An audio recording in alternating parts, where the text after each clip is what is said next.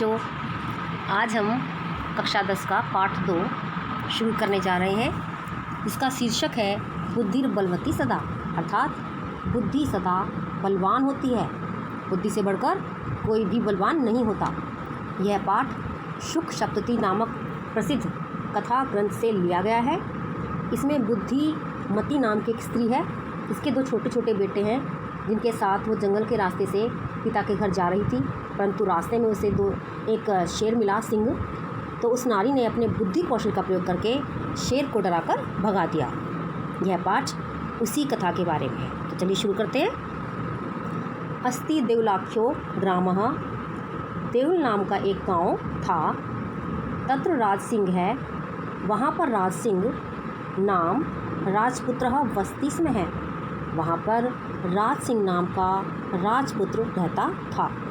एकदा केनापि आवश्यक कार्येण, एक बार केनापि किसी आवश्यक कार्य से तस्य भार्या, उसकी पत्नी बुद्धिमती पुत्रद्वयो उपेता, अपने दोनों पुत्रों को लेकर पितृगृहं प्रति चलिता, पिता के घर चल पड़ी। एक बार किसी आवश्यक कार्य से उसकी पत्नी बुद्धिमती अपने दोनों पुत्रों को लेकर पिता के घर चल पड़ी। मार्ग में, रास्ते में, गहन कानने, गहरे जंगल में, कानन का अर्थ है यहाँ पर जंगल, इसको वने भी बोलते हैं। मार्गे, रास्ते में, गहन कानने, घने जंगल में, उसने एकम व्याघ्रम ददर्श, एक सिंह को देखा, शेर को देखा। सा व्याघ्रम आगच्छन्तम, उसने शेर को आते हुए देखकर धृष्ट्यात् पुत्रों, बड़ी तेजी से अपने दोनों पुत्रों के चपेटया, थप्पड़ मारते हुए जगात बोली। वह सिंह को अपनी तरफ आते हुए देखकर बड़ी तेजी से अपने पुत्रों को थप्पड़ मारते हुए बोली, कथम एकशु व्याघ्र भक्षणाय कलहं कुर्वः, तुम दोनों एक शेर खाने के लिए आपस में क्यों लड़ते हो? तुम दोनों भाई आपस में पूरा का पूरा एक शेर अलग से खाने के लिए क्यों लड़ते हो? अयम एकः तावद् विभज्य उच्यताम, अभी तो एक ही है, इसलिए इसी को बांटकर खा लो। पश्चात बाद में अन्यो द्वितीय कश्चित् लक्ष्यते, कोई दूसरा देखा जाएगा। इति श्रुत्वा, यह सुनकर व्याघ्रमारी, यह कोई शेर को मारने वाली है, काचिद अयमिति, कोई ऐसा, मत्वा मानकर, व्याघ्रो, वह शेर, भयाकुल चित्तौ नष्ट है, बहुत डरा हुआ सा वहाँ से भाग गया। यह कोई शेर को मारने वाली स्त्री है, ऐसा सोचकर वह शेर, वह व्याघ्र, वह सिंह वहाँ से डर की वजह से भाग गया। निज बुद्धया, अपनी बुद्धि से मुक्त कर लिया, उसने किसने? बुद्धिमती जो स्त्री थी उसने। भयाद, भय से, व्याघ्र के, भामिनी स्त्री, उस स्त्री ने अपनी बुद्धि के बल से अपने आप को, अपने पुत्रों को उस व्याघ्र के भय से मुक्त कर लिया। अन्यों अपि, दूसरे भी, बुद्धिमान लोग लोके संसार में, मुच्यते महतो भयात, अपनी बुद्धि का प्रयोग करके इसी प्रकार भय से मुक्त हो जाते हैं। कहने का तात्पर्य है कि यदि किसी मनुष्य पर कोई संकट आन पड़े तो घबराने से काम नहीं चलेगा। उसे क्या करना होगा? अपनी बुद्धि का प्रयोग कर यह सोचना होगा कि कैसे उस संकट से पीछा छुड़ाया जाए, कैसे मुक्ति पाई जाए। यहाँ पर बुद्धिमती ने अपनी बुद्धि का प्रयोग किया और शेर से पीछा छुड़ाने में कामयाब रही, अर्थात शेर को इसने डराकर भगा दिया। आगे चलते हैं। भयाकुलम व्याघ्रम दृष्ट्वा, भय से व्याकुल हुए शेर को देखकर, कश्चित् धूर्तः, कोई चालाक, श्रगालः हसन्नाः, वहाँ पर एक सियार आया और हंसते हुए बोला, भवान कुतः भयात् पलायितः, तुम कहाँ से डरे हुए से आ रहे हो? भय से व्याकुल हुए उस शेर को देखकर कोई चालाक सियार हंसते हुए बोला, आप कहाँ से डर से भागते हुए आ रहे हो? तो व्याघ्र कहता है, गच्छ जम्बुक, अरे सियार, आप भी जाओ, यहाँ से चले जाओ। तुम अपनी किंचित गूढ़ प्रदेशम, तुम भी किसी गुप्त स्थान पर चले जाओ। यतो व्याघ्र मारीति जो या शास्त्र श्रूयते, जो शास्त्रों में व्याघ्र मारी सुनी जाती थी, तया अहम हंतुमारुद्ध वही यहाँ पर आ गई है। परम ग्रहित करो जीवितो नष्टः शीघ्रम तद्ग्रतः, और उससे अपनी जान को बचाकर मरने के भय से मैं वहाँ से भाग आया हूँ, अर्थात अपनी जान को अपनी हथेली पर रखकर भाग आया हूँ। आगे चलते हैं।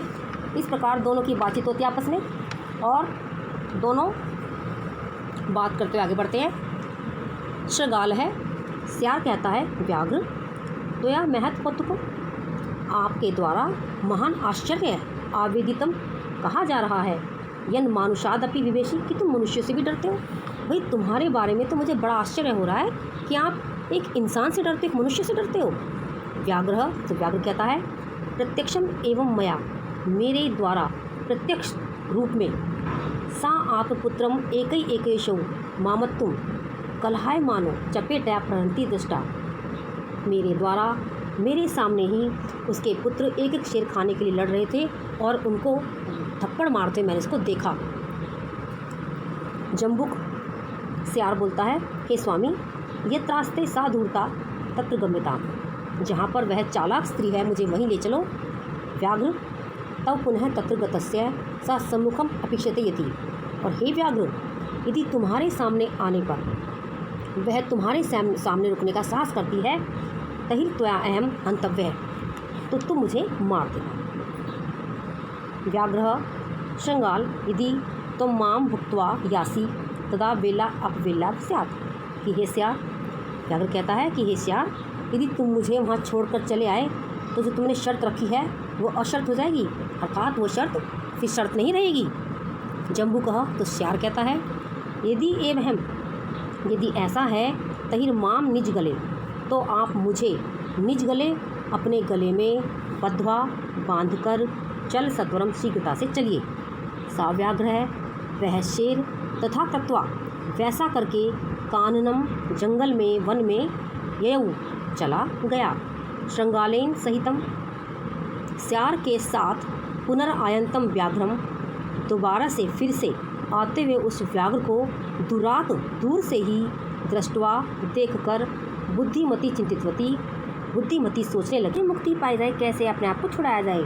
जब उसने स्त्री ने आते हुए श्यार के साथ व्याघ्र को देखा तो सोचने लगी कि जम्बुक कृतोत्साहाद, इस श्यार के द्वारा उत्साह बढ़ाए गए व्याघ्र से कथम वंचिताम, कैसे मुक्ति पाई जाए, कैसे छुटकारा पाया जाए। परम प्रत्युन्नमति, परंतु प्रत्युन्नोत्पन्नमति अर्थात शीघ्रता से सोचने वाली उस स्त्री ने जम्बुक आक्षिपेन अंगुल्याम तर्जयन्तुम वाच, जम्बुक को ही अर्थात श्यार को ही तेजी से डांटते हुए और उंगली से इशारा करते हुए धमकाते हुए बोली, परंतु वह शीघ्र उत्पन्न मति वाली अर्थात तेज बुद्धि वाली स्त्री ने श्यार पर ही दोष लगाती हुई और अंगुली के इशारे से धमकाती हुई बोली, रे रे धूर्त, रे रे मूर्ख, त्वया दत्तम मह्यम व्याघ्र त्रयम प्रणाम, तूने पहले मुझे 3 व्याघ्र दिए थे, 3 शेर दिए थे। विश्वासस्य अद्येकम मान्य कथम यासीम वदाधुना, और विश्वास दिलाकर भी आज एक ही व्याघ्र क्यों लेकर आ रहे हो। पहले तुमने मुझसे ये कहा था कि मैं तुम्हें 3 व्याघ्र दूंगा और विश्वास भी दिलाया था, और अब एक ही लेकर चले आ रहे हो।